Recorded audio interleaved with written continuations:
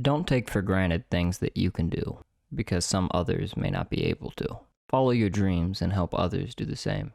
Growing up with a pops who was disabled caused this movie to really resonate with me. The discrimination of disabled people was naturally present in this movie, and honestly, it was excellently displayed and handled. From the movie alone, it did kind of seem like it was actually worse in Japan than my experience with it in America, but I still felt that it wasn't necessarily overdone, nor was it too in your face about it. This film, for the uninitiated, is about a college student who becomes a caretaker for a crippled girl, and then goes on to expand from the trials and tribulations of being disabled and afraid to following your dreams and never stopping despite whatever happens. It's such a well-told story, tackling all of its themes expertly and never feeling like it was trying too hard to try and make you sad. It never treated its characters as vehicles to express sadness to then make you sad, but instead as actual people going through life with hardships placed in front of them. Now, from this point onward, I'm going to be spoiling the movie, and while I don't really think this is going to negatively affect your enjoyment of the movie, you can still click off now if you just absolutely hate spoilers. Unlike practically everything else in this genre that are filled with writing chock full of melodrama and unrealistic things just to get you to sympathize with the characters and probably cry by the end of the film and or series, Josee stands apart. It's a very real film with very real characters experiencing very human problems. There's no randomly inserted melodrama to cause tension, no characters constantly visibly sobbing on screen to elicit emotion from you, and no consistent sad BGM to try and get the tears to come out through music. The film has a relatively small cast of characters at that, only really introducing around 6 mainstay characters, that being the 2 leads, Josee and Tsuneo, Tsuneo's friend and co-workers Hayato and Mai, Josee's friend Kana, and Josee's grandmother Chizu. All of these characters fulfill their roles well, and both serve to act as real people, to make the story feel real and true, and to also progress the story when needed without any real pomp and circumstance. Hayato, the friend, seems to just be the typical dumb friend of the MC, and you'll see him being dense and hanging around in scenes in the background, not saying or doing much of anything, presuming that he's just fulfilling his tropey role that he's been given, and whenever he does speak, it does usually tend to be more for comedy. But then you realize that by the end of the film, he was always looking out for his friends. He was in the background of so many scenes because he was there watching them, and when they needed him to act, he did. He supported them and gave them the push they'd need, or he was there to be the fun, loving bro to hang out with. He was the perfect example of your friend who seems really dumb, stupid, dense, and honestly kind of a dick, but is always there when it truly matters. Always watching over everyone and everything, very attuned to people's feelings, and always waiting for when he's needed. Chizu, the grandmother, was there to be overprotective of her granddaughter, who lost both parents and lived in a world that sees the disabled as lesser people. She didn't want anyone to hurt Josee, and so she kept her sheltered at home, telling her the world was filled with beasts. Yet she's also the first to be happy when she sees Josee breaking out of her shell, and learning that the world isn't such a scary place after all, especially when you have people by your side. When she ultimately passes during the film, it wasn't really treated as some over-the-top moment with people screaming, yelling, and sobbing loudly at a funeral. It was natural. She was old, and she died, and it was natural. The scene was quiet as Josee mourned her passing, with Tsuneo at her side. This alone proved that this movie wasn't made just for the intent to get you to cry like so many other anime are in this genre. It was here to just show you the raw emotions of someone with a disability and the people around her. The death wasn't prolonged or dragged out simply because it was never the focus. It wasn't there to get cheap feelings out of you. It was just another point in the plot that was executed in a very human way, with the person closest to her grieving and then moving on, just like what would happen in real life. Mai, the other love interest and co-worker girl, seemingly only exists in the story at first to see some cute jealous scenes from Josee, similar in the way that Hayato seemingly only existed to give comedy. But at a certain point in the film, in an act of emotion, she pleads with Josee to stop trapping Tsuneo and allow him to follow his dream, feeling that Tsuneo was only with her because he felt sympathy for her condition, implying that it was impossible to have actual feelings for her simply because she was disabled. Thinking that Josee was trapping him and not that Tsuneo Tsuneo simply just enjoyed spending time with Josee, all the while not realizing that Tsuneo himself was likely struggling internally with the decision of how to move forward, as Chizu, Josee's only family, had just passed, leaving her with no one to care for her. Mai in this position serves to be the reminder that this is just how some people treat the disabled, as if they're people to be constantly pitied and helped.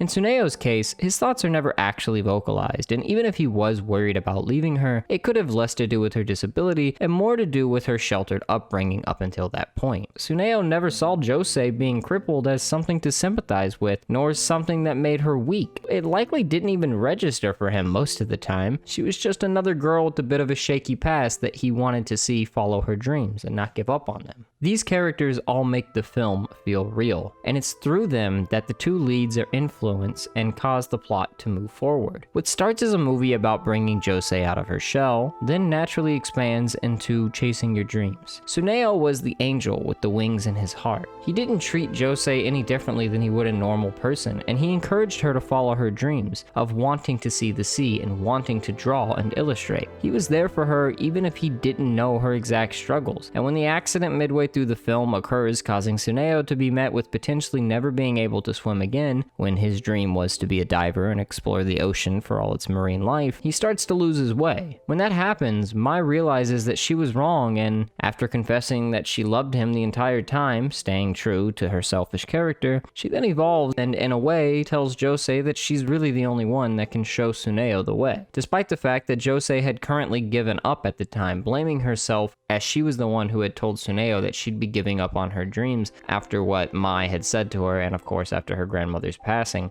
before fleeing, which then caused Tsuneo to run after her and get hit by a car in the process. It's here shortly after that one of my favorite scenes in the entire movie occurs. After working together with Kana, Josee puts together a children's picture book, and Hayato, as mentioned earlier, plays his supporting role to a T and takes Tsuneo out of the hospital where he is recovering to Josee's first live reading of said book that she had created all on her own, fighting to live out her dream after being told she couldn't by someone more miserable than her. She reads the picture book, which is ultimately just the life of the two so far and how Tsuneo helped change Josee. Tsuneo may have had his wings injured, but he still had wings in his heart, the driving force of wanting to help someone that was practically a stranger to him. Josee, through her book, relayed to him that she didn't want him to give up and to keep striving for his dream. It's a very powerful scene that isn't at all overplayed. The music fits just right, and there's no overactive sobbing or anything of the sort. It's just one character expressing through her own story how another person changed her life, and how she doesn't want that person to give up now. It drove home the message to never give up on your dreams, even when it gets hard and seems useless in the moment. You only get one life after all. It may seem impossible in the present, but you have a lifetime to make it come true. It showed that even when the characters go through some really horrible things, they still moved on from that roadblock. That was what I took from this scene, and it honestly had me choking up the entire time. It was just so real, and it resonated with me so deeply because of my own current endeavors of chasing my own dreams and wanting to live out my own path. The movie truly drove home the message of both following your dreams, but also helping and supporting others, and it was honestly masterfully delivered. In Josee's picture book, the mermaid character uses a magic item on the injured angel character, both of which are just an analogy for Tsuneo and Josee, an item that was earlier said to turn the user to foam if it was used for anything other than its main wish of giving the mermaid character legs. Yet, when she used it to heal the angel, she merely returned to being a mermaid, because she wished for someone else's happiness instead of her own. And although the angel's wings do not return, thus making him consider himself now unable to follow his dreams, the angel tells him that he has wings of the heart. Those wings of Tsuneo's were used to shelter Josee and push her forward. With wings of the heart, whether or not Tsuneo could actually dive again, he could still go anywhere, because it was about not giving up and still choosing to move forward with his dream. It's a beautiful story of not only following your passion, but also being there for others and helping them along whilst not taking things for granted. The movie may have had some minor pacing issues, with the beginning parts feeling a bit rushed, but then the middle and ending parts feeling a little bit dragged out, and some of the scenes, specifically when she tells Tsuneo that the able-bodied can't understand understand what she's going through, and then he gets immediately hit by a car after the fact, being a little bit too on the nose, it was still an overall fantastic experience. The music was excellently done by Evan Call, who's also the composer for Violet Evergarden, and he doesn't disappoint with his tracks in this movie. His tracks can tend to sound like more generic Hollywood movie background music, but at the same time they fit the scenes they're in perfectly, setting the scene without ever standing out more than necessary and fitting perfectly with each scene they're played in, cementing them as background music, as was intended. Standing out on their own is fine too, but I believe that this approach used here is the best one, as the music isn't there to tug at your heartstrings, but simply to accompany the beautiful scenes that it attends. It's what's been playing this entire video, so you can decide for yourself whether I'm right or not on this point. The animation by Bones was also stellar and simply served to enhance the story that was being told. Overall, I'd give it a 9 out of 10. This is, by far, my favorite anime movie, and honestly well within my top 5 favorite anime. It reminded me of things I already knew but had started to doubt. It reminded me to keep chasing my dreams and help others chase theirs as well. It reminded me to keep moving forward with wings in my heart.